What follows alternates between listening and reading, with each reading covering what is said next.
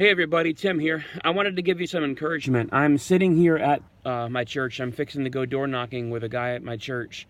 Yesterday we were out door knocking in our town, and a lady came to the door and she was interested. She wanted to hear about the gospel, but she said I've got a really bad headache, and she was like, oh, I just can't do it right now.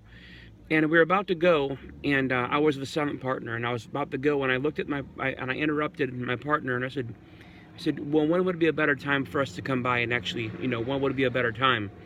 And she said, well, could you come back around tomorrow around 4 or 4:30? So here's this lady, she wants to know more about the gospel. And we could have easily just kind of brushed it off and gone to the next house. But sometimes you have to stop and think, and you have to ask the person, when is a better time? Like, you never know what's going on, but they're interested in the gospel.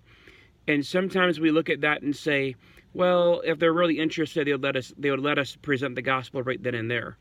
That's good and true, but there's also the actual case where some people are not able to listen or are not able to entertain that. So keep those names and numbers. I'm sure you already do, but keep those names and numbers and or addresses and go back and follow up with them.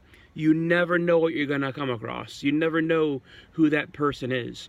I've been in sales, and I'm in sales, and I know that if a person says, well, I'll be back, or, maybe next time, it usually never happens. But there's always that one. And we're going to go by this lady's house in just a little bit. Ed and we're going to go by to this lady's house. And she knows we're coming. I've been praying about it, praying about going and praying for an open door, and I'm excited. I'm hoping that this lady will be able to come to Christ. And what an awesome experience that would be. What an awesome testimony. But don't be afraid. I know with so many marathons, and I know that we're sometimes so eager to get to the next house that we have to, if that person says no, not right now, hey, leave that open door and ask for that open door. Ask when. Because you never know. This isn't about sales. It's not about getting another dollar. It's not about getting another lead. It's about someone being led to Christ. So it's worth it all.